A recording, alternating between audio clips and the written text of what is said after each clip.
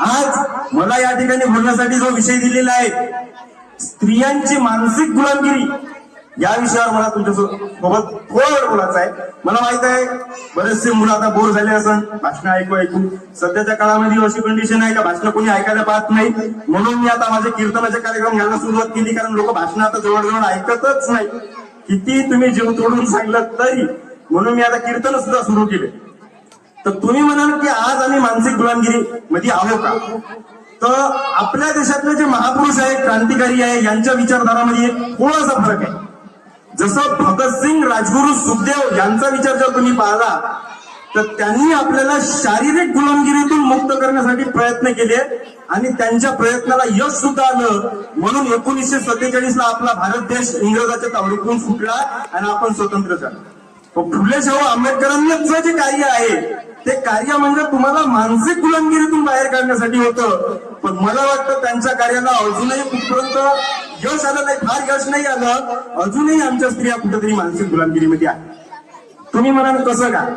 बिलकुल एका उदाहरणामध्ये मी तुम्हाला पटवून देतो. एकाच उदाहरणामध्ये तुम्ही सगळे आता वटसावित्रीचा व्रत करता वटसावित्रीचा व्रत करता. तो व्रत करण्याच्या मागे तुमचा उद्देश काय आहे? कोणी सांगू शकाल का? कोणी एका बाईने सांगितलं तरी चालेल, सांगू शकाल? व्रत तुम्ही करता आणि तुम्हाला माहित सुद्धा नाही का आपण व्रत कशासाठी करत आहोत? तर मला नाही बा काय काय म्हटलं ताई तुम्ही?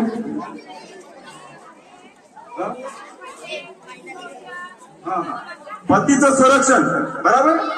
पतीचं संरक्षण व्हावं, आपला पती कोण्या ऍक्सिडेंट मध्ये किंवा कशामध्ये जाऊ नये म्हणून आपण ते करतो. त्याच्या पुढे जाऊन मी तुम्हाला सांगतो की जन्मोजन्मी आम्हाला हाच नवरा भेटला पाहिजे म्हणून तुम्ही हे व्रत करता आणि वडाच्या झाडाला चक्रा मारता, बरोबर आहे. आता एखाद्या बाईचा नवरा खरंच चांगला असेल, सज्जन असेल, निर्व्यसनी असेल, तिच्या मनाच्या आवडीचं सर्व काही करत असेल, तिच्याप्रमाणे वागत असेल, तर हा व्रत जे बाई करते तिच्यासाठी ठीक आहे. पण जे बाई रोज नवऱ्याच्या हातचा मार खात असेल, रोज तिचा नवरा दारू पिऊन तिला मारत असेल आणि ती बाई जर म्हणत असेल का जन्मामध्ये मला हाच नवरा भेटू दे, हे कुठंतरी मला पटत नाही. म्हणजे झगड्यामध्ये बाया असं म्हणते या जन्मामध्ये भेटला तर भेटला ना, पुढच्या जन्मामध्ये भेटू नको. आणि तीच बाई व्रत करते आणि म्हणते की जन्मजन्मी मला हाच नवरा भेटू दे. अरे म्हणजे ह्या दोन्ही विरोधाभास गोष्टी आहे ना.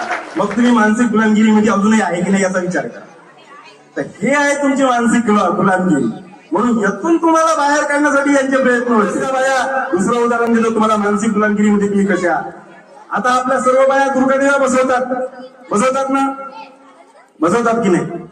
दुर्गादेवीमध्ये मस्त आरत्या म्हणतात. म्हणून दाखव काय कधी आरती तुम्हाला, म्हणून दाखव, ऐकायची आहे का? दुर्गादेवीमध्ये आरती कशी म्हणते?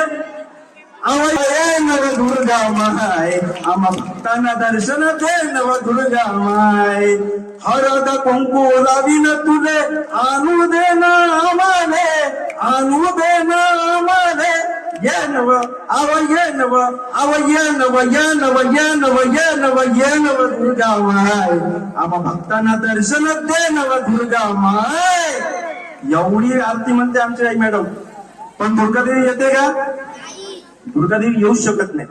9 दिवस दुर्गादेवीचा उपवास करता, सासू सासऱ्याला उपाशी मारता, तुमच्याला आयुष्यामध्ये कोणती देवी पाहू शकत नाही, पाहूच शकत नाही. कारण तुमचं खरं दैवत तुमचे सासू सासरे आहे, आमचे खरं दैवत आमचे मायबाप आहे. मग तर भक्त पुंडलिकाने तेच सांगितलं ना आपल्याला की तुम्ही तुमची मायबापाची सेवा करा. मायबापाची सेवा करत होता भक्त पुंडलिक. विठ्ठल भेटायला गेला आणि विठ्ठलाला भक्त पुंडलिक म्हणतो काही मीठ घे, विटेवर उभा राहा. देवापासून विठ्ठल विटेवर उभा आहे. म्हणून मायबापाच्या सेवेमध्ये सर्व काही आहे. हे संत परंपरा आम्हाला शिकवते. पण आज आम्ही आमच्या मायबापालाही विसरलो. आज आम्ही आमच्या सासू सासऱ्याला सुद्धा काही करत नाही. पण सासू आता काही म्हाताऱ्या लोकी आहे, कोणाला वाईट वाटावं याच्यासाठी मी बोलत नाही. पण मी जे बोलतो ते सत्य आहे का नाही तुम्ही सांगा. सत्य आहे ना?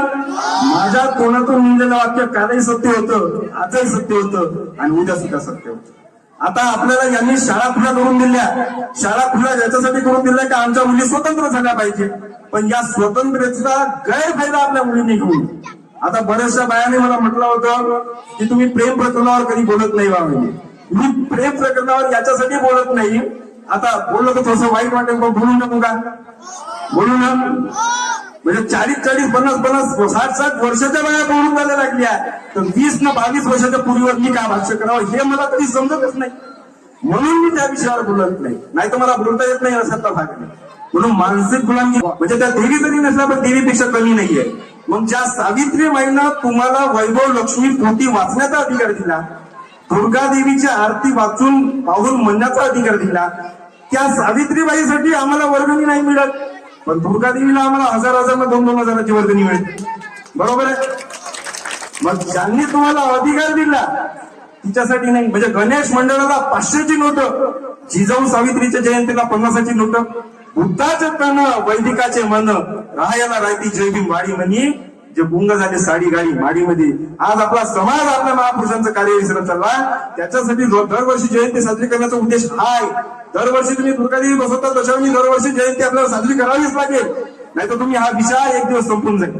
म्हणून मला तुम्हाला सांगायचं आहे की तुम्ही जिजाऊ सारखा बना, तुम्ही भगतसिंगच्या आईसारखे बना.